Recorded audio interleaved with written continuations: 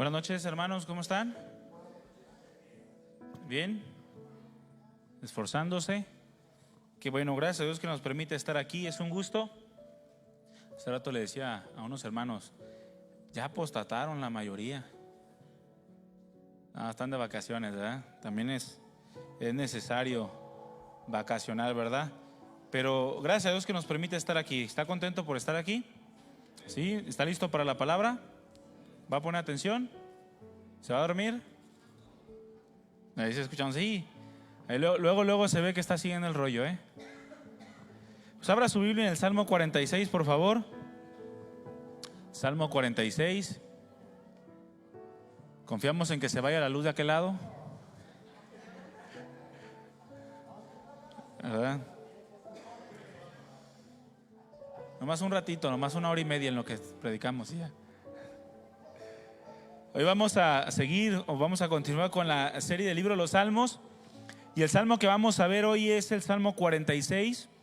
Vamos a enfocarnos prácticamente en la fracción o en la sección primera de este salmo. Está dividido en 3 secciones. El tiempo no nos alcanza para ver las 3 secciones, pero nos vamos a enfocar en la primera sección. Como referencia usted puede ver a través del salmo lo que es la confianza en Dios, la seguridad y la paz que podemos experimentar en el Señor. Eso es lo que trata del versículo 1 hasta el versículo 11. Pero vamos a leer lo que son los primeros 3 versículos de este salmo. ¿Sale? ¿Ya lo tiene? Dice así: Dios es nuestro amparo y fortaleza, nuestro pronto auxilio en las tribulaciones. Por tanto, no temeremos, aunque la tierra sea removida y se traspasen los montes al corazón del mar, aunque bramen y se turben las aguas y tiemblen los montes a causa de su braveza. Vamos a orar, hermanos, cierre sus ojos. Vamos a pedirle al Señor de su gracia. Amado Padre, te damos muchas gracias por traernos hasta este lugar, porque en este lugar tú manifiestas tu presencia y tu gloria, Señor. Tú te agradas de aquellos que te buscan con sinceridad, con un corazón contrito y humillado. Y aquí estamos nosotros pidiendo de tu gracia, de tu sabiduría, de la asistencia de tu Espíritu Santo para poder entender tu palabra, para poder conocer tu preciosa voluntad, Señor. Gracias por este pequeño lugar que nos has dado para congregarnos. Gracias por este pequeño grupo de personas que tú has reunido en tu nombre. Que así como somos un grupo pequeño, Señor, que también seamos de gran luz en medio de este mundo que se encuentra en tinieblas. Ayúdanos a resplandecer con todo tu poder y con toda tu gloria, Señor, que te anhelamos cada día más, Padre. Pon tu temor en nosotros y que cada día andemos en la obediencia a tu palabra, en la sinceridad y en la fidelidad a tu evangelio, Padre. Gracias, bendice este tiempo, bendice esta palabra a mis hermanos y ayúdanos, Señor, para salir de aquí llenos de tu presencia, de tu conocimiento y con ese deseo ferviente por poner por obra tu palabra. Gracias, ponemos este tiempo en tus manos. Llénanos de tu Espíritu Santo. En el nombre de Jesús te lo pedimos y te damos muchas gracias. Amén. Amén. Pues el tema de este salmo o de esta enseñanza relacionada con este salmo, le he puesto un salmo de confianza, porque es lo que nos está hablando el salmista acerca de la confianza que debemos tener en Dios. Es un salmo hermoso, hermanos. No sé cuántos de ustedes los han leído, pero ahorita vamos a aprender cómo ha tenido impacto a través de la historia este salmo. Un salmo de confianza, así se llama el tema de esta tarde. Yo quiero hacerte una pregunta. ¿Podemos vivir sin miedo? ¿Podemos tener una vida sin miedo? Piénsalo, medítalo un poco. Esto va a depender de cuáles sean tus miedos, ¿verdad? Puedes tener un miedo a la muerte, pero si tú has aprendido a vencer por medio de Cristo el temor a la muerte, entonces puedes vivir sin miedo a la muerte. U otra pregunta más real o más sincera a la que le podemos dar una respuesta: ¿has experimentado alguna vez inseguridad o miedo en tu vida? Aquí sí respóndame. ¿Has experimentado inseguridad o miedo alguna vez en tu vida? Es claro que sí, ¿verdad? El miedo, mis hermanos, se define como un sentimiento de angustia. El miedo se define como un sentimiento de angustia, un sentimiento de aflicción, de ansiedad, de sofoco, u opresión, por un riesgo o daño, sea real o sea imaginario. Es decir, podemos sentir miedo por algo real o podemos sentir miedo por algo imaginario, algo que no existe, pero que nosotros lo imaginamos. Qué tremendo, ¿no? O la inseguridad se define, según el diccionario de la lengua española, como aquella falta de firmeza y de confianza. Aquella falta de firmeza y de confianza en medio de alguna situación o circunstancia que nos lleva a sentirnos en peligro o bajo algún riesgo. Es aquella sensación de dudas excesivas y persistentes en nuestras vidas que nos lleva a no tener una firmeza. Pero cuando el miedo y la inseguridad llegan a ser excesivas en la vida de una persona, y cuando no se controlan este miedo o esta inseguridad, pueden desencadenar problemas mucho mayores, que pueden llevar incluso a pensamientos suicidas. Yo no sé cuántos de aquí en algún momento han tenido pensamientos suicidas, pero cuando el miedo o la inseguridad no se controlan y son excesivas, constantes, persistentes, pueden llevar a que una persona se suicide, se quite la vida. ¿Cuántos han conocido personas que se han suicidado? Es algo extraordinario, ¿verdad? O sea, es algo que no te imaginas que pudo haber estado pasando por la mente o el corazón de aquella persona. Qué miedo, qué inseguridad debió haber vivido para que llegara a ese punto. Cuando nuestros miedos o nuestras inseguridades toman control de nosotros, se producen problemas fuertes, hermanos, problemas mucho mayores y producen muchas cuestiones difíciles. Por ejemplo, ataques de pánico o de ansiedad. No sé si alguno de ustedes ha sufrido algún ataque de pánico o algún ataque de ansiedad. ¿Qué son los ataques de pánico o los ataques de ansiedad? Son aquellas crisis, quiero que pongan mucha atención, ¿sale? Porque puede ser que usted se identifique. Pero los ataques de pánico o de ansiedad son aquellas crisis donde la persona experimenta elevados niveles de angustia y de ansiedad con intensos pensamientos aterradores de que algo grave puede ocurrir. Es una respuesta grave frente a un miedo que es irracional. Los ataques de pánico ocurren cuando tu sistema nervioso se siente bajo amenaza o en peligro. Y recuerde que puede ser real o imaginario. ¿Sale? Algunos síntomas de los ataques de pánico son el miedo, el desconcierto, mareos, dolor en el pecho, hormigueos en el cuerpo, confusión, taquicardia, temblores, sensaciones de asfixia, entre otros. Todo esto se produce por cosas que nos llenan de miedo excesivamente o de inseguridad. Otro ejemplo de ello es la depresión. ¿Qué es la depresión, mis hermanos? Pues es un trastorno mental caracterizado fundamentalmente por un bajo estado de ánimo y sentimientos de tristeza, asociados a alteraciones del comportamiento, del grado de actividad y de pensamiento. Alteraciones en el pensamiento, en la actividad y en el comportamiento.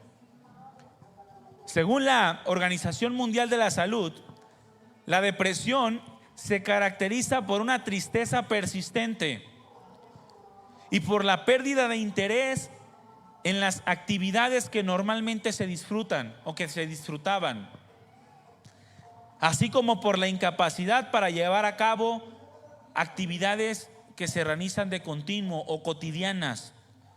Las personas con depresión suelen presentar varios de los siguientes síntomas: pérdida de energía, un cansancio exagerado que aparece incluso después de realizar pequeños esfuerzos, disminución en el apetito y de la libido, es decir, de los deseos sexuales, necesidad de dormir más o de dormir menos de lo normal, ansiedad, disminución en la concentración, indecisión, inquietud, sentimiento de inutilidad, o sea que no sirves, culpabilidad o desesperanza, y pensamientos de autolesión o suicidio en casos muy fuertes de depresión. Ahora, estos tipos de trastornos, por poner un ejemplo, la depresión, los ataques de ansiedad, los ataques de pánico, evidencian que hay una situación clara de miedo excesivo y de inseguridad, que al no controlarse, al no poder controlarlos y permitir que los pensamientos viajen desmedidamente en nuestra mente, crean situaciones imaginarias que producen problemas graves en la vida cotidiana de las personas y en las distintas relaciones, comenzando con las relaciones que tenemos en casa. O en otras palabras, si no me entendió todo lo que le dije, echa todo a perder. El miedo excesivo y la inseguridad echa a perder las relaciones. Ahora, en el cristiano, estos problemas surgen, porque pueden surgir en el cristiano, cuando se pierde de vista el obrar continuo de Dios en medio de cualquier circunstancia. ¿Cuántos saben que Dios está obrando en todo momento? Levante su mano. ¿Tiene la seguridad de que Dios está obrando en todo momento? Bueno, ahorita usted tiene esa seguridad, pero cuando usted quita de su vista y sus pensamientos de que Dios obra continuamente en cada etapa de nuestra vida, en cada circunstancia, entonces se producen problemas como el miedo y la inseguridad. Ya sea cuando falta la economía o la salud, o incluso en situaciones más sensibles como las persecuciones, las amenazas de muerte o incluso la muerte misma. Porque ni aún la muerte se le escapa al Señor, ¿sí sabía? Cuando se muere una persona, no salió fuera de control de Dios. El Señor mismo dice en la Escritura que en su mano está la vida y la muerte. También es posible que este tipo de miedos y de inseguridades que producen problemas mucho mayores, como las depresiones, las cuales surgen en diversos niveles. Hay depresiones mayores y depresiones menores, pero también surgen cuando perdemos algo que creemos muy valioso para nosotros. Pierdes algo que es muy valioso y se producen miedos e inseguridades, y se produce por consecuencia depresiones o ataques de ansiedad o de pánico. Cuando perdemos algo que creemos muy valioso para nosotros, o cuando no obtenemos aquello que anhelamos ardientemente y con pasión, también se producen miedos e inseguridades. Ahora, en el cristiano estas cosas nacen, repito, y se desarrollan cuando quitamos la mirada de Dios y la colocamos en las cosas terrenales. Cuando le damos mayor importancia y mayor valor a lo que vemos que a aquello que no vemos, pero que Dios ya ha dicho y que Dios ya prometió. Porque las promesas de Dios, aun cuando no las podamos ver, son en Él sí y en Él amén. ¿Cuántos dicen amén? Aunque tú no puedas ver una promesa de Dios en este momento, tú puedes morir creyéndola, como lo hicieron todos aquellos hombres justos del Antiguo Testamento, que dice la Escritura que la vieron de lejos y murieron creyéndola y abrazándola, aunque no las podamos ver. Es entonces cuando quitamos la mirada de Dios, de sus promesas, de su fidelidad, de su amor y la ponemos en las cosas terrenales, temporales y pasajeras, cuando aquello que estamos viviendo, por más pequeño que parezca ser o por más pequeño que sea en realidad, se convierte en una tribulación en nuestra vida, se convierte en algo que nos atribula. ¿Cuántos han conocido personas que se ahogan en un vaso con agua? Quizá eres tú una de ellas. Que es pequeña, es algo insignificante, pero lo siente como una tribulación fuerte. Ha dejado que el miedo y la inseguridad tome control de su vida a causa de haber quitado la mirada de Dios, a causa de haberse olvidado de las promesas que Dios tiene en su palabra para nosotros. Y es precisamente lo que el salmista en el Salmo 46 trata de hacernos ver. Porque el Salmo 46, mis hermanos, es un salmo de confianza plena en Dios. Lo que el salmista nos está diciendo es: puedes confiar plenamente en Dios. ¿Y plenamente qué significa? En todo. En todo, no importa lo que esté pasando alrededor tuyo. Y ahorita vamos a ver cuáles son las circunstancias que pone el salmista.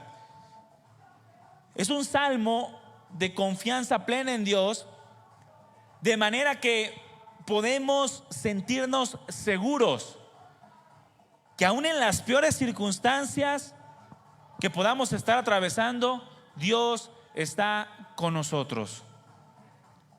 Repite conmigo: Dios está conmigo.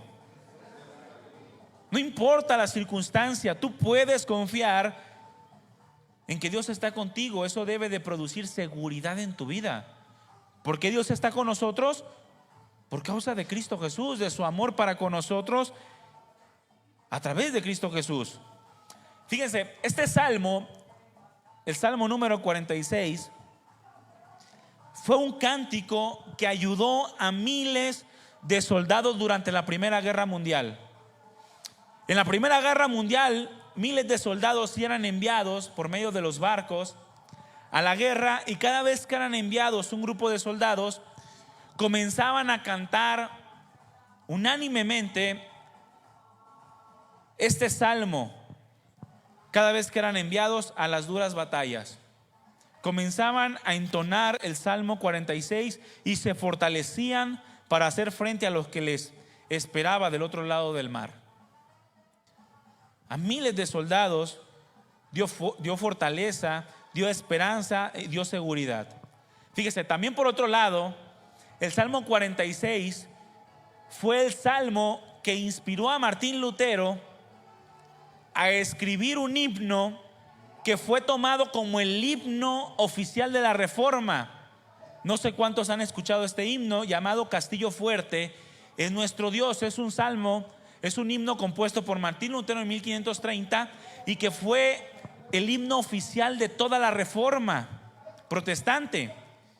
Este salmo, en forma de himno, llenaba de fortaleza y confianza a todos aquellos hombres que continuamente estaban siendo quemados en la hoguera por lo que se conocía entonces como la Santa Inquisición, que tachaba de herejes a aquellos que basaban su fe en la Escritura, que basaban su salvación en la fe, y eran quemados por la Iglesia Católica Romana, y podían entonar este himno y morir gozosos porque el Salmo 46 los llenaba de fortaleza.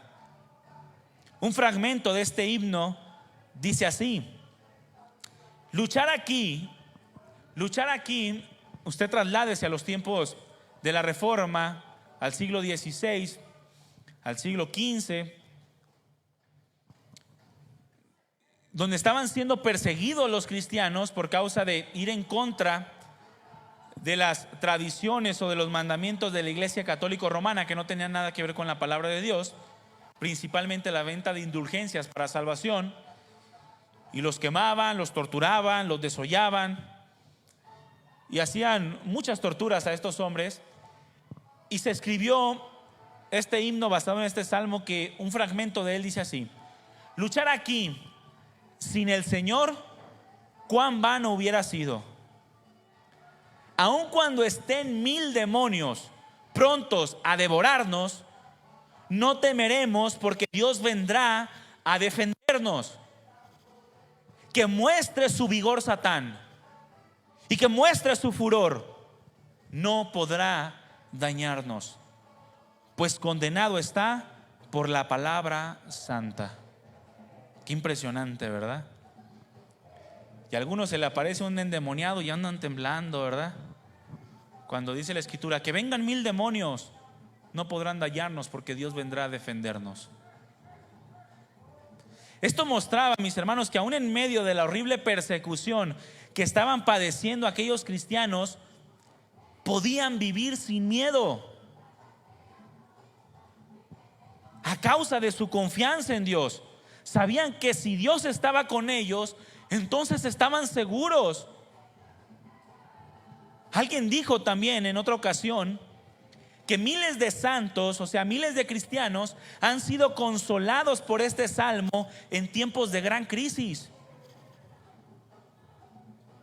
Nadie puede saber, dice este hombre, los corazones que han sido levantados por las lecturas de estas líneas majestuosas en la habitación del enfermo, en la casa de luto, en el sótano de la persecución, en las cámaras estrechas de los padecimientos y de las tragedias.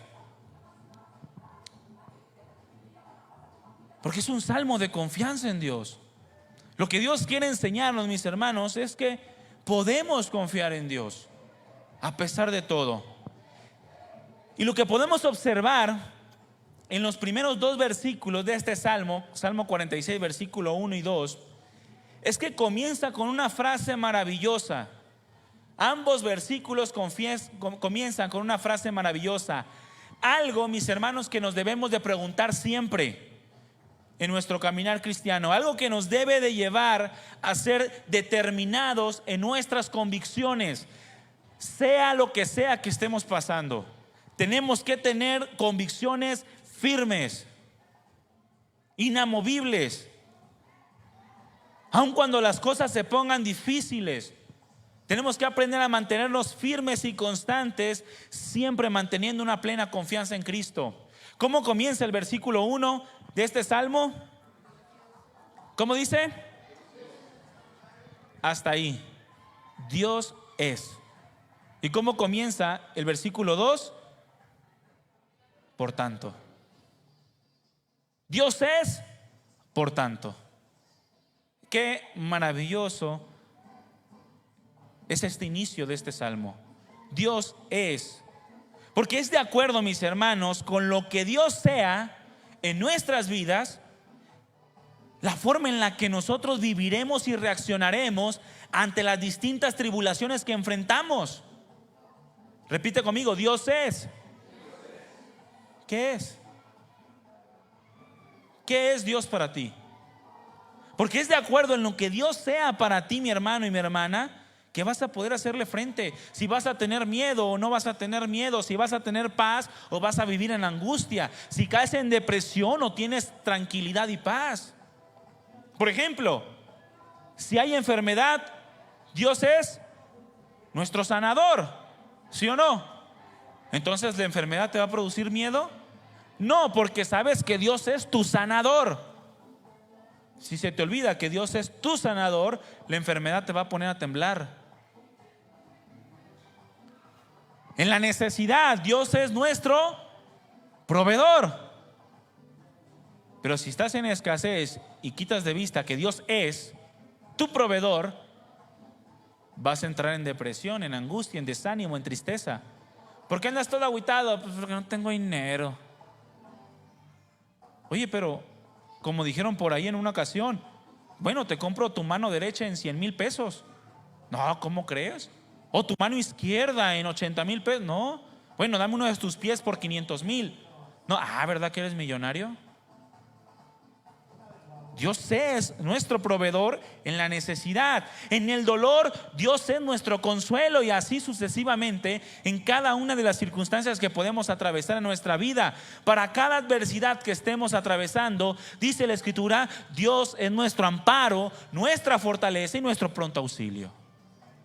Por tanto, no temeremos. Por tanto, no hay depresión, por tanto, no hay ansiedad, por tanto, no hay ataques de pánico, por tanto, no hay angustia, no hay tristeza. No debemos, mis hermanos, olvidarnos de que al momento que declaramos al Señor como nuestro Dios, es porque lo estamos poniendo por encima de todas las cosas, cosas materiales como cosas inmateriales, reconociendo que no hay nadie mayor a Él y que Él es capaz de sostener el universo mismo, así como es capaz de sostener nuestras vidas. Él es nuestro Salvador y solo a Él le debemos adoración, y lo adoramos cuando confiamos, porque fe significa adoración y fe significa confianza. Es decir, una forma de creer, o una forma de adorar, mejor dicho, es creer, confiar en Él. La vida, mis hermanos, tiene que ver con quién es Dios para nosotros y cómo estamos percibiendo su divinidad en nuestras vidas, es decir, el conocimiento real que tenemos de Dios. Podemos decir que creemos que Dios sostiene el universo, pero ¿qué sirve, mis hermanos, decir que por la fe entendemos que todo lo que no vemos fue constituido, que todo lo que vemos fue constituido de lo que no se veía, si no somos capaces de llevar ese conocimiento a nuestra vida real y práctica? ¿Cómo puedo creer que Dios constituyó de la nada todo lo que hoy vemos y no creer que Dios puede sostenerme en cualquier cosa que estemos pasando? Terminaría por ser un conocimiento intelectual inservible para la vida diaria, inservible para todo lo que tú estás presentando día con día delante de ti. No te va a ayudar para enfrentar las dificultades. ¿Cuántos recuerdan aquella escena en donde el Señor les pregunta a tus discípulos: ¿quién soy yo para ustedes? ¿Sí recuerdan? Abran su Biblia ahí en Mateo 16.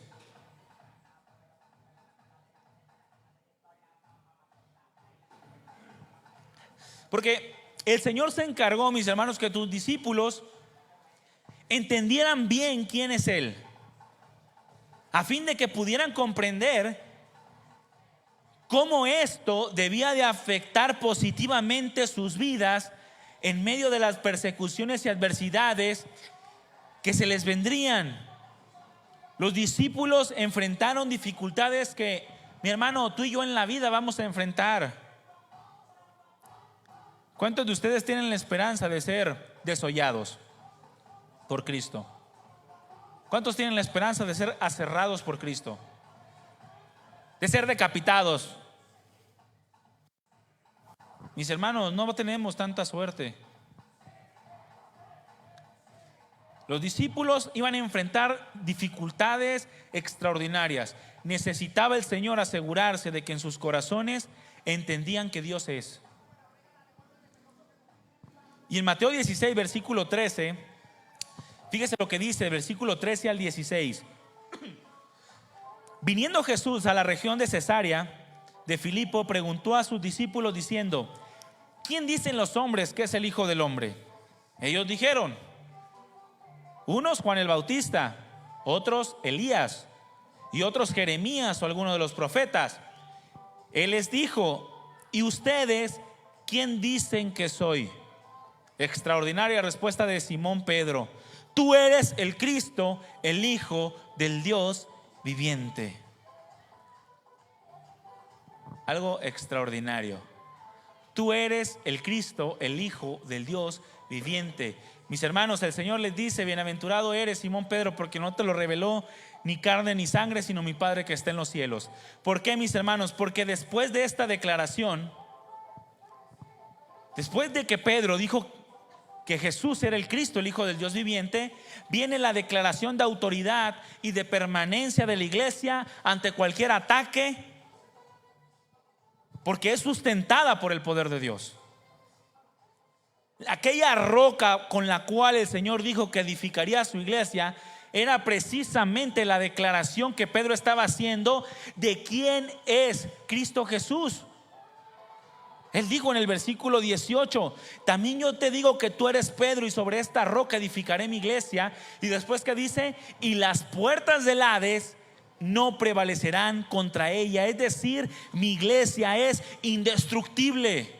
¿Por qué? Porque Dios es. Porque Dios es nuestro amparo y nuestra fortaleza, nuestro auxilio en las tribulaciones. ¿Sí sabía que el nombre de esta congregación, Casa de Oración Ixoye, está fundamentado en esta declaración? Ixoye significa precisamente esto. Es un acróstico que significa Jesús Cristo, Hijo de Dios. Jesús Cristo, Hijo de Dios, o Hijo del Dios viviente. Porque, mis hermanos, es de acuerdo al conocimiento real que tengamos de quién es Dios que vamos a poder hacer frente a lo que sea. ¿Por qué cree que la iglesia no pudo ser destruida en los primeros siglos? ¿Por qué cree que no pudo ser destruida en el tiempo del oscurantismo y hasta nuestros días? Sino que se multiplica la iglesia del Señor y sigue el Señor atrayendo más personas a su salvación. Porque Dios es nuestro amparo y nuestra fortaleza. Porque es nuestro pronto auxilio en las tribulaciones. Por tanto, dice la Escritura, no temeremos, porque Jesús es el Cristo, el Hijo del Dios viviente, y bajo su poder estamos sostenidos. Porque nuestra vida se sostiene bajo la autoridad de su nombre, el cual es creador del universo mismo, sustentador de todas las cosas. Por eso nada puede prevalecer frente a nosotros. Porque si Dios es por nosotros, mis hermanos, dice la Escritura, ¿quién contra nosotros? ¿La CFE? ¿Cuando te cortaron la luz? ¿Verdad que no? ¿El de los abarrotes cuando ya no te quiere fiar? ¿O el de tu vecino cuando te está amenazando de muerte? ¿A cuántos los han amenazado de muerte? ¿Se siente feo, verdad que sí? A mí sí me han amenazado de muerte y se siente feo. Por un tiempo uno anda así, mira, a ver si te lo encuentras para correr. Pero, mis hermanos, no temeremos, porque Dios es nuestro amparo, nuestra fortaleza. El que Dios sea siempre en nuestra vida va a tener un resultado, un producto. No temeremos, dice la Escritura, porque siempre el conocimiento de Dios traerá un resultado que impactará nuestras vidas. Escúchame bien, sea positiva o negativamente. Si conocemos a Dios poquito, nuestro miedo será grande. Nuestras angustias y aflicciones serán gigantes en nuestras vidas, porque nuestro Dios es pequeño. No, mi Dios es grande. ¿Y por qué estás todo tembeleque? Si tu Dios es grande, ¿por qué si tu Dios es grande andas con depresión, con angustia, con ansiedades? Pero si conocemos a Dios como debe de ser conocido, mis hermanos, nuestro miedo va a ser pequeño. Entre más grande sea Dios en tu vida, más pequeños se harán tus temores, hasta desaparecer. Porque sabemos que Dios es y que nada hay mayor que Él, en nada. Comprender y creer, mis hermanos, lo que verdaderamente Dios es, nos va a producir un crecimiento y un avance en la voluntad de Dios, que vamos a poder seguir caminando y fortaleciéndonos en la gracia de Dios, sabiendo que no hay nada imposible para Él. ¿Qué hay imposible para Dios, mis hermanos? ¿Qué hay imposible para Dios? ¿Qué hay imposible para Dios? Recuérdalo cuando vengan a atacarte esos pensamientos de miedo, de angustia, por cualquier cosa, sea pequeña o sea grande. Porque entre más grande sea la circunstancia, más grande se debe de volver Dios. Una vez platicaba con un hermano hace tiempo, y a veces pensamos que tenemos un Dios grande. ¿Cuántos creen que tienen un Dios grande? ¿Verdad? Pero si nos ponemos a pensar en todo lo que Dios tiene preparado para nosotros más adelante, el concepto que tenemos de Dios ahorita es diminuto. Porque ahorita podemos pensar que Dios es grande. Oh, Señor, gloria a Dios, eres enorme, Señor, eres inmenso en mi vida. No hay otro como tú, Señor.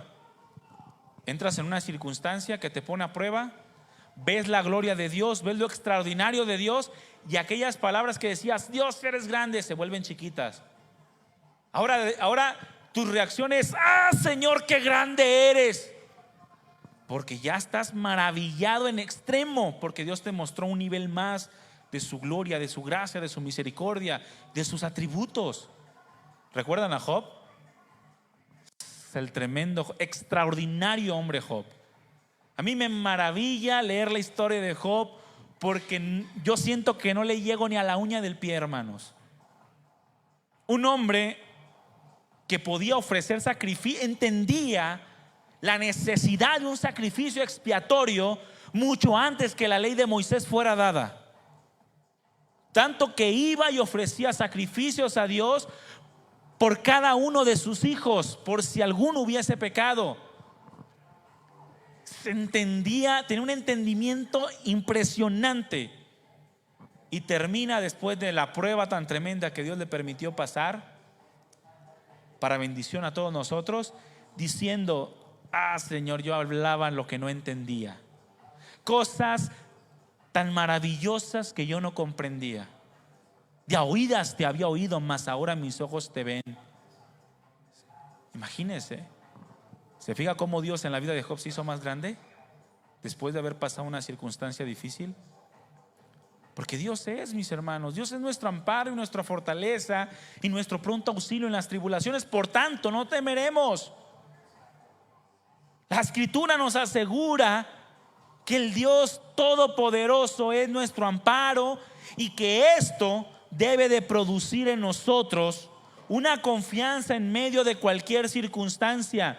Dios es nuestro amparo, dice la Escritura, por lo tanto no temeremos. Por más difícil o peligrosa que pueda ser, de manera que no tengamos temor o no tengamos miedo a tal grado que nos lleve a perder el ánimo, a tal grado que nos consume en demasiada tristeza. No tengo ganas de ir a la iglesia. ¿Por qué? ¿Por qué no has de tener ganas de venir a la iglesia? Si aquí en la iglesia es donde la presencia del Señor se manifiesta por medio de la adoración de todos sus hijos.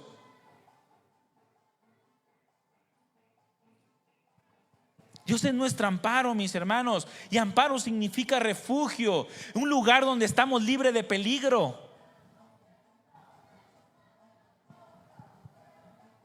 El hombre siempre tiende a refugiarse en algo, ¿verdad que sí? Tú siempre te vas a refugiar en algo, sin importar cuál sea su circunstancia. Si es creyente o no creyente, el hombre siempre se va a refugiar en algo. Algunos se refugian en el alcohol. ¿Cuántos se refugian en el alcohol? No levante su mano. Pero ¿conocen personas que se refugian en el alcohol? Tienen un problema, ¿y a dónde van? Al alcohol. ¿Será un verdadero refugio? ¿Será un lugar libre de peligro? La misma Escritura dice que hay disolución.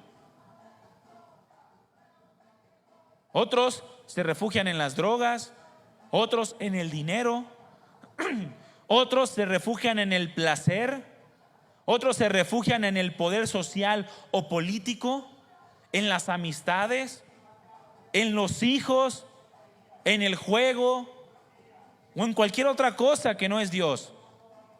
Siempre habrá un lugar a donde el hombre quiera acudir para sentirse seguro. Siempre. Buscamos refugio cuando nos sentimos con miedo. Buscamos refugio cuando nos sentimos con dolor. Un lugar en donde podamos descansar y aliviar las cargas pesadas que venimos arrastrando a causa de nuestras inseguridades, y para poder tener una esperanza. Buscamos un amparo en nuestras vidas siempre. Simbólicamente, esta palabra amparo también se puede hablar de una cueva como un lugar de refugio. En la Biblia, mis hermanos, tenemos algunos ejemplos de hombres que al sentirse abrumados se refugiaron en cuevas para protegerse de algún peligro. Por ejemplo, está David cuando se refugió en la cueva de Adulam al momento de que huía de Saúl, quien lo quería matar. Dice 1 Samuel 22:1, yéndose luego David de allí, huyó a la cueva de Adulam. Y cuando sus hermanos y toda la casa de su padre lo supieron, vinieron allí a él. Pero fue ahí en la cueva de Adulam, mis hermanos, donde se cree que se escribió el Salmo 142, el cual cita en los versículos 5 y 6: entonces oro a ti, oh Señor, y digo, tú eres mi lugar de refugio. En verdad eres todo lo que quiero en la vida. Versículo 6: oye mi clamor porque estoy muy decaído. Rescátame de mis perseguidores porque son demasiado fuertes para mí. David pudo encontrar en ese lugar la presencia del Señor y encontrar esperanza para continuar luchando en la plena confianza de que Dios era poderoso para guardarlo de las manos de Saúl. Otro ejemplo lo tenemos también en Elías, cuando huyó y se refugió en una cueva, cuando huía de Jezabel, quien lo había amenazado de muerte. Elías cayó, mis hermanos, en una profunda depresión a causa de las amenazas de Jezabel. A tal grado fue su depresión que llegó a pedirle a Dios que le quitara la vida. Ya mátame, Señor, le dijo. Basta ya, oh Jehová, dijo en 1 Reyes 19:4. Quítame la vida, pues no soy yo mejor que mis padres. Quítame la vida, le dijo. Después de eso dice que se fue y se refugió en una cueva en donde tuvo una conversación con Dios. Algo curioso es que Elías, en medio de su depresión, seguía sintiendo su vida, o seguía sintiendo que su vida era espiritual y que su confianza en Dios era fuerte, y no se estaba dando cuenta de que estaba sumergido en una profunda tristeza y un profundo miedo.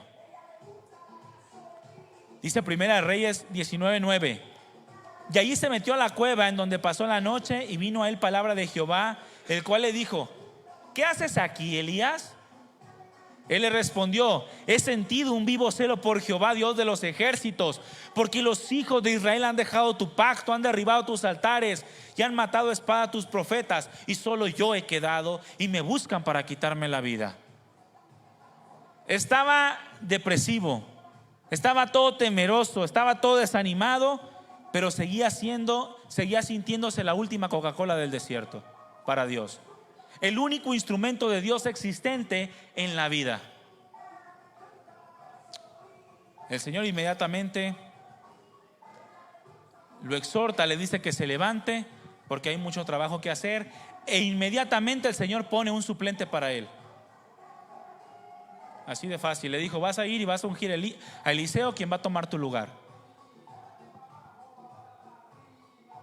Mis hermanos, el Señor quiere que nosotros lo tengamos a Él por nuestro refugio, que aprendamos a confiar en Él, buscándolo en medio de cualquier circunstancia, que más allá de buscar un refugio terrenal y temporal,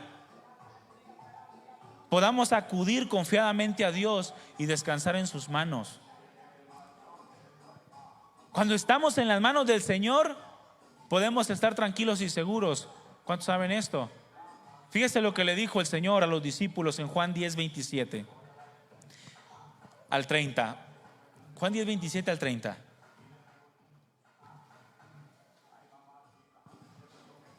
Mis ovejas oyen mi voz, y yo las conozco y me siguen, y yo les doy vida eterna.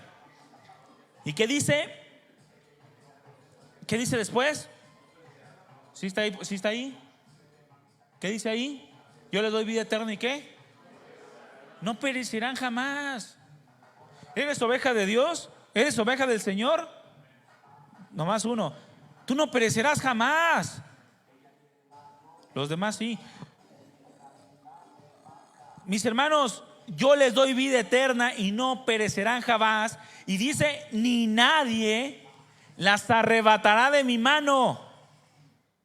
¿Quién? Nadie. Porque Dios es tu amparo y tu fortaleza, tu pronto auxilio en las tribulaciones. Por tanto, nadie te arrebatará de la mano de Dios. Y luego dice versículo 29, mi Padre que me las dio es mayor que ¿quién? Que todos y que todo. Y nadie puede arrebatar de la mano de mi Padre. Nadie las puede arrebatar de la mano de mi Padre. Yo y el Padre uno somos. Por tanto, mi hermano, no hay mejor lugar en donde podamos refugiarnos, no hay mejor amparo que estar en las manos del Señor. Porque si tú estás en las manos del Señor, nadie te arrebatará de sus manos. ¿Y qué es estar en las manos del Señor? Pues vivir bajo su voluntad, confiar en Él, creer en Él, abandonarte en Él. Eso es estar en las manos del Señor. En sus manos es donde somos guardados por su poder y donde podemos descansar en que cualquier circunstancia en nuestras vidas tiene propósito. Cualquiera. También dice la palabra en el Salmo 91, versículo 2, diré yo a Jehová, esperanza mía y castillo mío. Y esa palabra esperanza mía es la misma palabra en el original que amparo. Es la misma palabra que se traduce en el Salmo 46 como amparo. Dios es nuestra esperanza, en quien confiaré. Versículo 4, con sus plumas te cubrirá y debajo de sus alas estarás seguro. Escudo y adarga es su verdad. No temerás el terror nocturno. Ya tápate los pies en la noche, mi hermano, nadie te va a jalar los pies. No temerás terror nocturno, ni saeta que vuele de día, ni pestilencia que ande en la oscuridad, ni mortandad que en medio del día destruya. Caerán a tu lado 1000 y 10,000 a tu diestra, mas a ti no te llegará. ¿Por qué? Porque nuestro Dios es nuestro amparo y fortaleza, nuestro pronto auxilio en las tribulaciones. Por tanto, dice la Escritura, no temeremos. Repite conmigo, Dios es nuestro amparo, por tanto no temeremos. Dios es tu refugio. ¿A dónde vas a acudir cuando sientas dolor? Cuando sientas miedo, cuando sientas angustia. A Dios, en sus manos vas a estar seguro, amén. Dice, Dios es nuestra fortaleza también. Dios es nuestra fortaleza, por lo tanto no temeremos. La palabra fortaleza habla de poder, de potencia, o sea, aquel estado en el cual uno puede ejercer gran fuerza o resistirla. Es aquella capacidad de realizar aquello que se desea, aquello que se planea o aquello que es necesario. Dios es tu fortaleza. Dios es aquel que te da la capacidad para hacer su voluntad, para cumplir sus planes en tu vida, para que tú hagas lo necesario, para que Dios se glorifique a través de tus actos. La palabra de Dios nos dice que debe de ser Él en quien nos podemos llenar de fuerza para enfrentar cualquier cosa, y lo podemos soportar, mi hermano. Podemos soportar lo que sea si estás lleno de Dios. ¿Qué es aquello que pudiera causarte gran tristeza o calamidad en la vida? ¿Qué? ¿La muerte?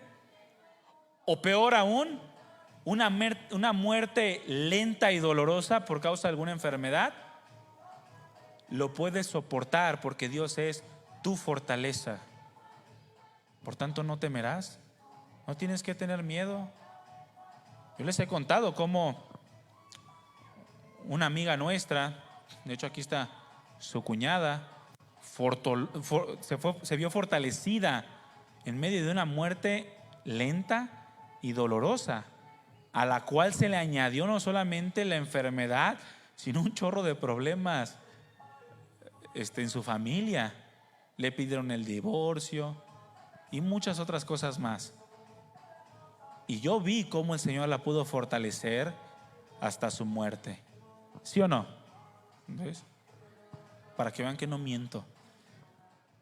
Si Dios es nuestra fortaleza, mi hermano, podemos enfrentar cualquier cosa y podemos soportarla. Cualquier cosa. Es Dios quien nos da la capacidad por medio de su Espíritu Santo para cumplir su voluntad. El mismo hombre del cual hablamos hace un momento, David, quien se fue y se refugió en la cueva de Adulam, donde se cree que se escribió el Salmo 142. En 1 Samuel 17, 45 al 47 se narra las razones de cómo David pudo soportar y pudo vencer enfrentando a aquel gigante llamado Goliat, quien atemorizaba a todo el pueblo. Pudo enfrentar lo que era más terrible para un pueblo entero, mi hermano. Los miedos más grandes del pueblo, ese chiquillo de 17 años que se cree que tenía, pudo enfrentarlo. Pero aquí están las razones por las cuales pudo enfrentarlo.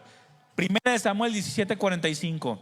Entonces dijo David al filisteo: tú vienes a mí con espada y lanza y jabalina, mas yo vengo a ti en el nombre de Jehová de los ejércitos, el Dios de los escuadrones de Israel, a quien tú has provocado. Jehová te entregará hoy en mi mano y yo te venceré. ¿Por qué no puedes decirle así, mi hermano, aquel miedo, aquella angustia, aquella circunstancia que quiere desanimarte, causarte tristeza y provocar que apartes tu mirada de quién Dios es?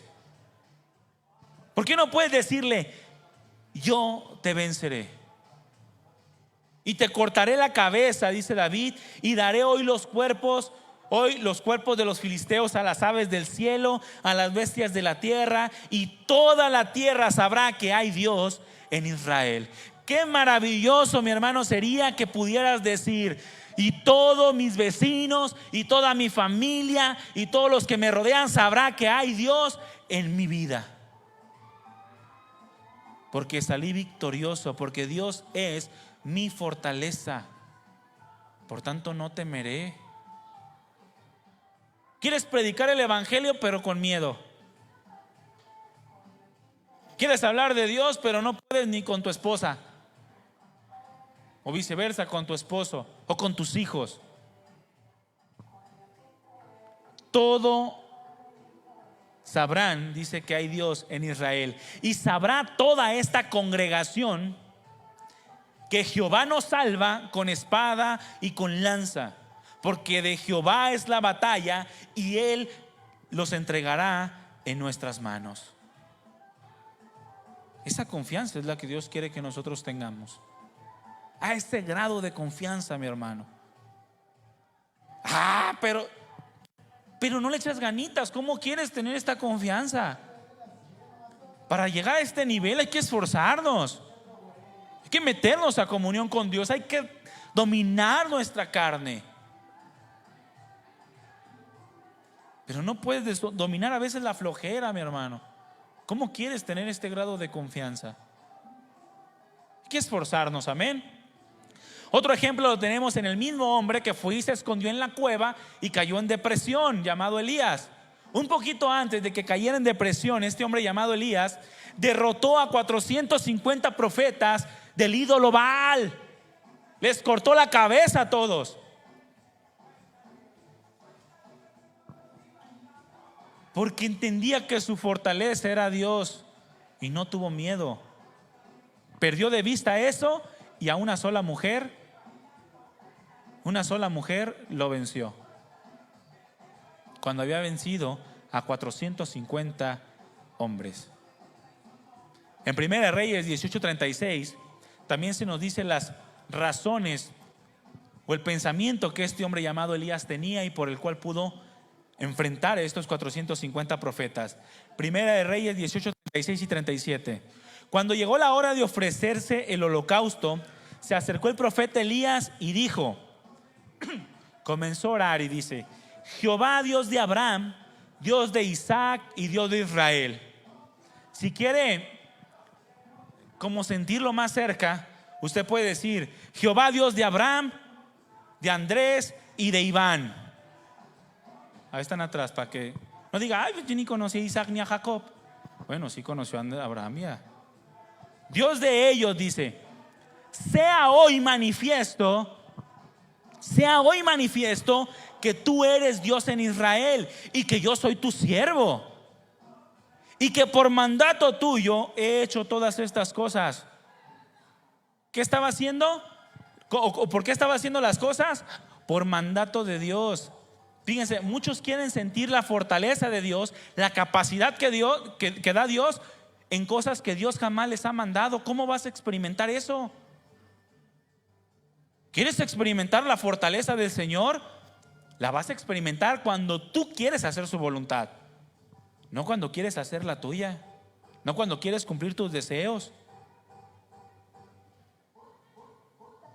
Que por mandato tuyo he hecho todas estas cosas. Respóndeme, Jehová, respóndeme, para que conozcan este pueblo que tú, oh Jehová, eres el Dios y que tú vuelves a ti el corazón de ellos. Qué motivos tan extraordinarios, mis hermanos. El querer que otros conozcan que Dios es real a través de mi vida es un motivo extraordinario para que se manifieste la gloria y el poder de Dios en ti.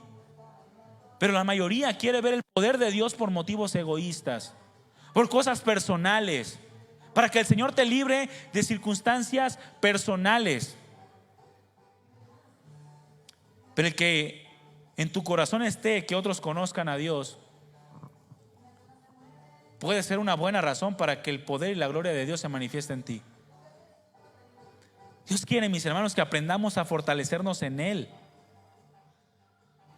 y creer, o que creamos que cuando buscamos la buena voluntad de Dios en nuestras vidas, siempre vamos a experimentar su respuesta. Siempre.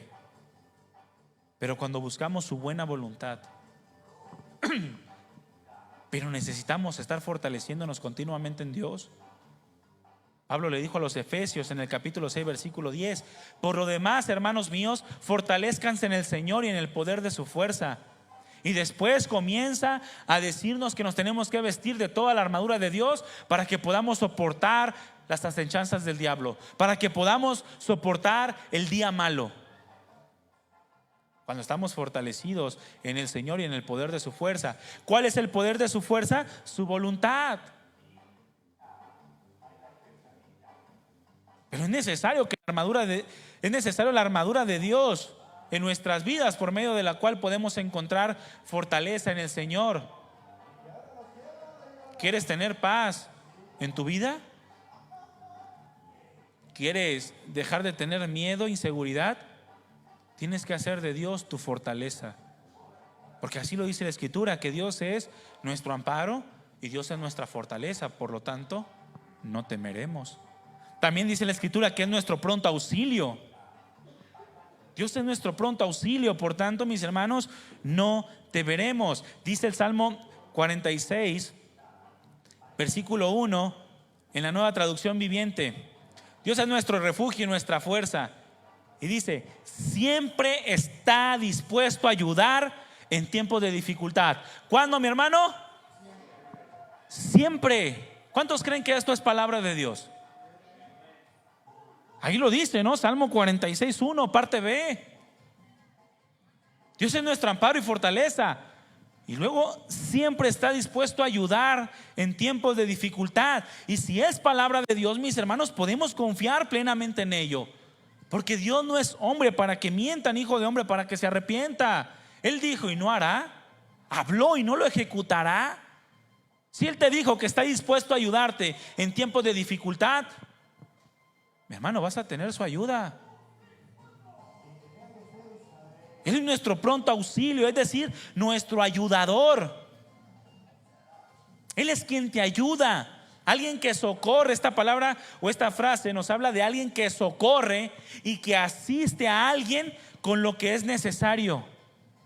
Por eso también nos envió a su Espíritu Santo, el Paracletos, que también significa ayudador, para que viviendo en ti pueda ayudarte en todo lo que es necesario para hacer su voluntad. Es que no puedo. Hasta el del FUA sabía que sí podía. ¿Cuánto más no vas a poder tú, mi hermano, si tienes al ayudador en tu vida morando dentro de ti? Dios quiere que acudamos a Él y que obtengamos su presencia, que de su presencia podamos recibir toda la gracia necesaria para enfrentar y vencer cualquier dificultad. Él nos dio la confianza en Hebreos 4:16, donde dice: acerquémonos pues confiadamente al trono de la gracia. ¿Cómo confiadamente? Ay, ¿sí me escucharás, Señor? Ay, ¿sí me recibirás? Ay, Señor, ¿sí estarás escuchando? Señor, ¿se te habrá salido de control esta circunstancia? Señor, ¿sabrás lo que necesito? ¿Puedes estar confiado que sí? Puedes acercarte hasta su santo trono, hasta su misma presencia, y ahí puedes alcanzar la misericordia. Y fíjate, ¿por qué dice misericordia aquí? Porque cuando nos acercamos a Dios, mis hermanos, seguramente tendremos algo que pagar. Y la misericordia es, o la promesa de Dios es, que cuando te acerques a Él, Él no te va a pagar lo que mereces. Él no te va a pagar lo que mereces, mis hermanos, sino que dice que vamos a encontrar gracia para el oportuno socorro. ¿Qué es gracia? Darte lo que no mereces. Si tú te acercas a Dios pensando que mereces la muerte, pues sí, pero vas a encontrar misericordia. Si tú te acercas a Dios pensando que no mereces, pues sí, no lo mereces, pero vas a encontrar gracia. Por eso puedes acercarte confiadamente, que Él siempre te va a ayudar, sea lo que sea que estés pasando. El Salmo 40, versículo 17, dice así: aunque afligido yo y necesitado. ¿Cuántos has sentido así, afligidos y necesitados? Jehová pensará en mí. Qué extraordinario, ¿verdad? Repite conmigo: Jehová pensará en mí. Aunque yo esté afligido, aunque esté necesitado, aunque no lo merezca, aunque ande en circunstancias adversas, Dios pensará en mí. Y mi libertador, mi ayuda y mi libertador es tú. Dios mío, no te tardes. ¿Por qué? Porque Dios es nuestro pronto auxilio, mis hermanos. Por eso no temeremos. Dios no se tarda. Él piensa en nosotros. Él nos ayuda en medio de cualquier circunstancia. Por lo tanto, dice la Escritura, no temeremos. Aunque alrededor nuestro ocurran catástrofes incontrolables, no temeremos. Que ya salió una nueva cepa del COVID, no temeremos, mi hermano. Cuídate, sé prudente por el testimonio principalmente. Pero no te pongas todo temblorín ahí que te va a pegar y que no. Que estornude el de enseguida y por más, y en lugar de mostrarle amor le dices: ya estornudaste aquí, quítate porque eres tan imprudente. Cálmate. Cualquier virus puede ser destruido por la mano de Dios en tu vida, ¿sabías? Con que Dios sople es suficiente para calmar toda tempestad. No temeremos, dice la Escritura, no estaremos atemorizados. Temer nos habla de estar en un sentimiento de gran angustia, una profunda preocupación a causa de un dolor o una circunstancia que aparentemente es desfavorable.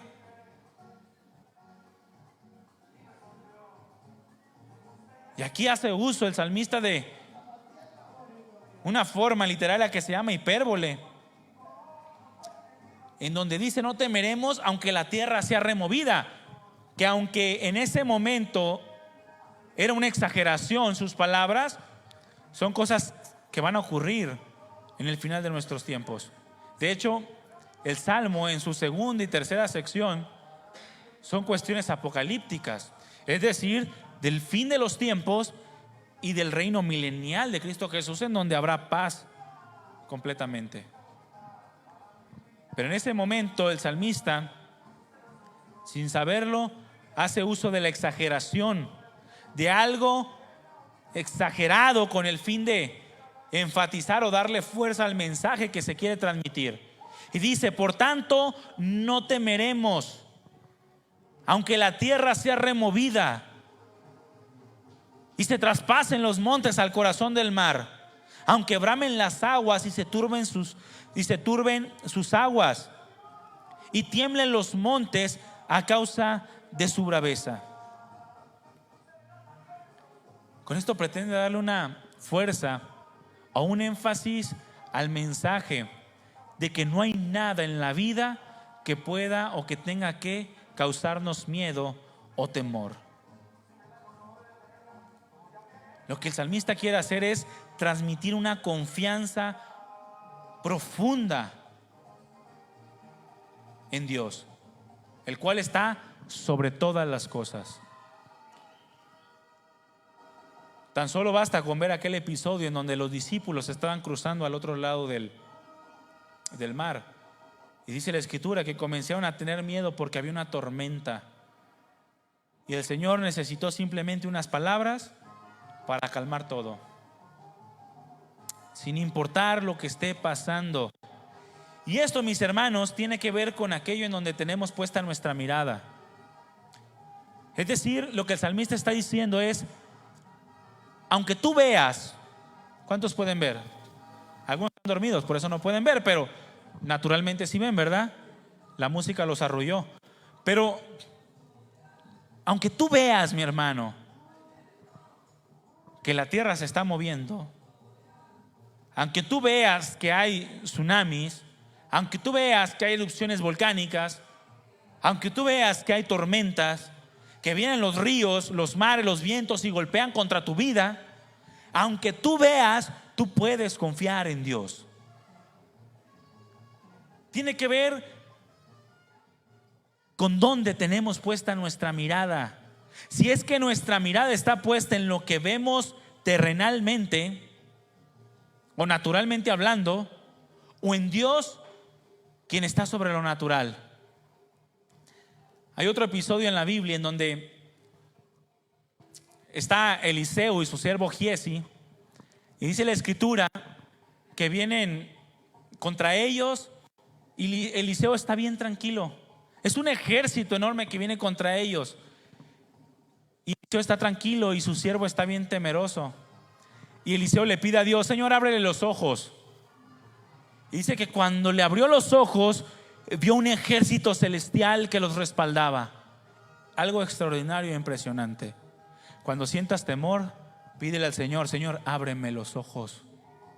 Ábreme los ojos, porque no quiero que el miedo me consuma. No quiero tener inseguridad en mi vida. Aún sea lo que sea que esté pasando, que esté ocurriendo terrenalmente hablando.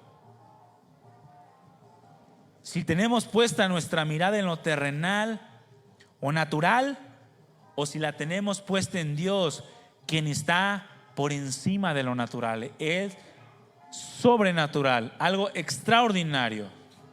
Mis hermanos, a fin de que el cristiano pueda vencer el miedo, a fin de que el cristiano pueda vivir en la confianza en Dios, el cristiano tiene que mantener su mirada siempre puesta en Dios. La quitas, te llenas de miedo. La quitas, vas y empeñas cosas. La quitas, vas y te echas un ritual de eso con una gallina negra y una alfalfa alrededor de ti. La quitas y vas a que te lean las cartas. La quitas y andas leyendo el horóscopo en el periódico. Y andas todo temeroso. El cristiano no debe quitar la vista de la grandeza de Dios. El cristiano no debe de quitar la vista de su misericordia, de su gracia. Hace rato cantábamos ese cántico hermoso que a mí me encanta, que dice: puedo adorarte, Señor, sin importar lo que soy. Eres digno por siempre y siempre. Toma mi vida, te pertenece. Quiero ser para ti. Si uno dice así el Salmo: sin ti no puedo vivir. Recuérdalo cuando estés en angustia, cuando tengas miedo. para que te llene de una profunda confianza. Si quitamos la mirada, entonces corremos el riesgo de tropezar o de hundirnos como Pedro se hundió. Por eso Pablo instruyó a los colosenses en Colosenses 3:1. Lo voy a leer rapidísimo para no quitarle más tiempo y que ya se vaya de vacaciones. Colosenses 3:1. Si pues habéis resucitado con Cristo. ¿Qué significa esto? Si pues habéis resucitado con Cristo. Es decir, si hemos comprendido que nuestra ciudadanía no está en esta tierra, sino que comprendemos que Cristo nos dio vida, no para deleitarnos o preocuparnos por lo terrenal, sino para tener una esperanza en lo venidero, para tener una esperanza en la vida eterna. Si hemos comprendido esto, entonces busca las cosas de arriba. Es decir, procura, desea las cosas de arriba. Busca aquellas cosas con el fin de encontrar y obtener las bendiciones de Dios. Busca la voluntad de Dios, aquellos tesoros en el cielo que resultan de mantener una vida piadosa, una vida de continua comunión con Dios. Mantén la mirada en esas cosas, porque ahí está Cristo sentado a la diestra, y Él prometió que donde Él esté, también nosotros estaremos. No temas, dijo el Señor, me iré por un poco de tiempo, pero si me voy regresaré por ustedes. No se turbe su corazón. Pongan la mirada, dice la Escritura, y esto es poner la mente y poner el corazón, poner nuestros deseos y nuestros anhelos en Dios. En las cosas de arriba, no en las de la tierra, porque han muerto y su vida está escondida con Cristo en Dios. Más adelante dice: hagan morir lo terrenal. Y esta frase, hacer morir, significa hacer impotente, dejar sin poder, sin fuerza. Quiten la autoridad a sus deseos terrenales. No dejen que sus deseos y anhelos tomen control de ustedes, que sus emociones los controlen, vuélvanlas inútiles. Es lo que significa hagan morir lo terrenal. Vuelvan inútiles en sus vidas sus deseos terrenales. Hagan que pierdan poder en ustedes. Y enseguida de eso da una lista extraordinaria de todo aquello que tenemos que dejar, que es terrenal y que producen miedos, que producen inseguridades, cosas que nos apartan de Dios, cosas en las que vivíamos antes, dice la Escritura, pero que solo nos causaban vergüenza, cosas que nos llevaban a la muerte, pero que ahora nos tenemos que revestir de un nuevo hombre, creado según Dios, en su justicia y en su santidad.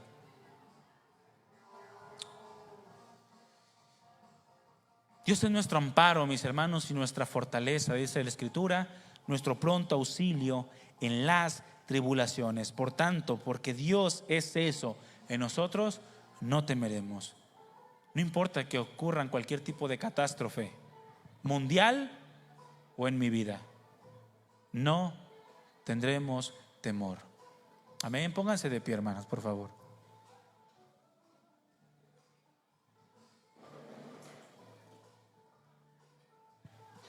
Dios los está probando, mis hermanos.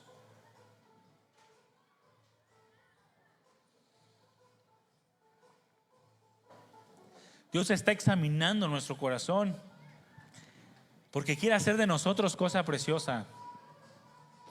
Hace rato en la alabanza yo oraba al Señor y el Señor ponía en mi corazón una oración que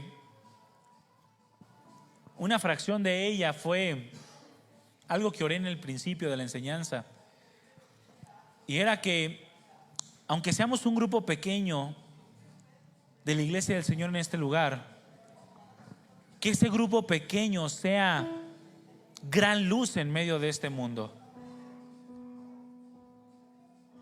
Somos pocos, pero que seamos de gran bendición a todos aquellos que nos rodean. Que nuestra vida en Cristo alumbre a todos aquellos que tenemos alrededor nuestro, no andando en cobardías, sino en amor, en poder, en dominio propio. Porque es posible, mis hermanos, vivir sin miedo. Sí es posible, cuando mantenemos nuestra mirada puesta en el poder de Dios. Hubo hombres que fueron probados hasta el extremo, solamente para muestra de que es posible vivir sin miedo. Fueron probados hasta el extremo y sus vidas quedaron plasmadas en la palabra de Dios. Y los que no estuvieron en la palabra están en la historia, para enseñarnos que cuando mantenemos nuestra mirada puesta en Dios y entendemos que Dios es en nuestras vidas, cosas extraordinarias pueden suceder. Que Él es nuestro escondite, es nuestra fuerza y nuestra ayuda, que no hay nada imposible para Él, y que Él está sinceramente interesado en cuidar de su pueblo, de sus hijos, que Él piensa en ti. Debemos descansar, mis hermanos, en que la obra que Él está haciendo la perfeccionará hasta el día de Jesucristo. Dios no nos va a abandonar nunca. Nunca te va a abandonar Dios. No des lugar a la duda.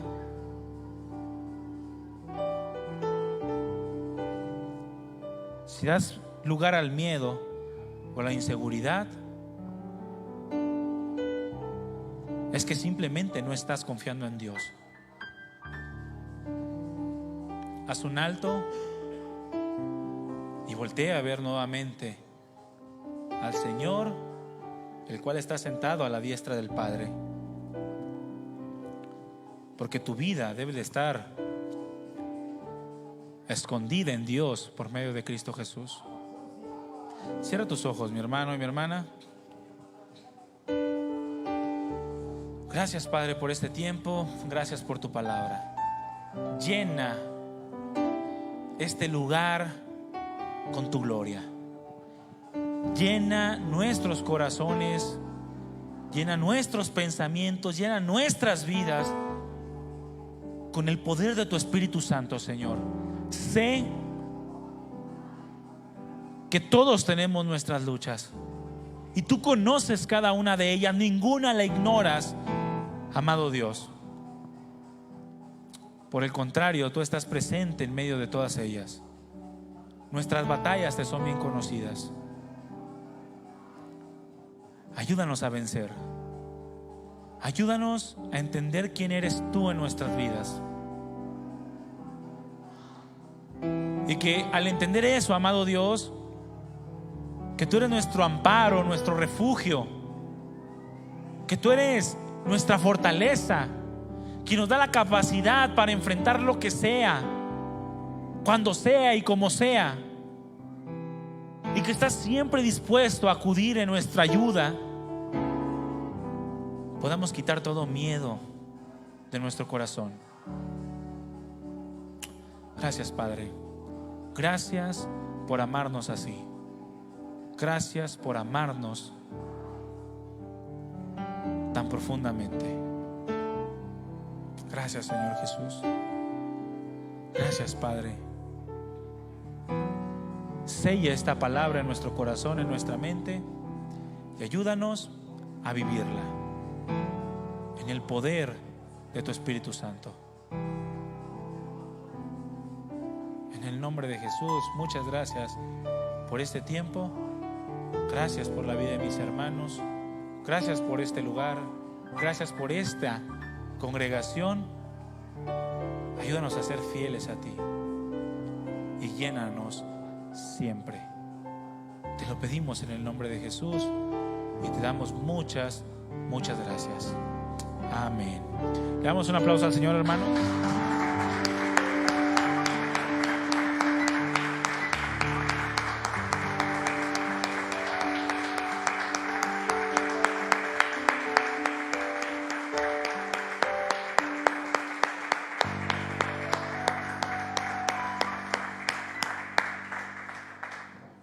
Mis hermanos, ¿estamos listos para enfrentar lo que sea? O va a salir de aquí, va a encontrar su auto ponchado y ya le dio miedo, ya se amargó. Vamos a enfrentar lo que sea, mi hermano, lo que el Señor permita en nuestras vidas. Amén, confiando siempre en Dios y dando testimonio, que la gente alrededor nuestro sepa que hay Dios en este lugar, que hay Dios en mi corazón, que hay Dios en mi hogar, en mi vida, en mi matrimonio, con mis hijos. Amén. Pues que Dios le bendiga a mi hermano y mi hermana, que pase muy bonita noche, que pase una feliz Navidad. No se olvide de festejar ese día o celebrar ese día con el invitado especial que es nuestro Señor Jesucristo, y no solamente ese día, sino siempre. Amén. Que disfruten mucho estas fiestas, estos tiempos, y nos vemos la próxima reunión. Que usted venga, porque nosotros sí venimos, ¿verdad? Pero cuando usted venga, aquí nos vemos. Estamos despedidos, que el Señor lo guarde y que podamos vernos pronto. Muchas gracias, hermanos. Dios les bendiga.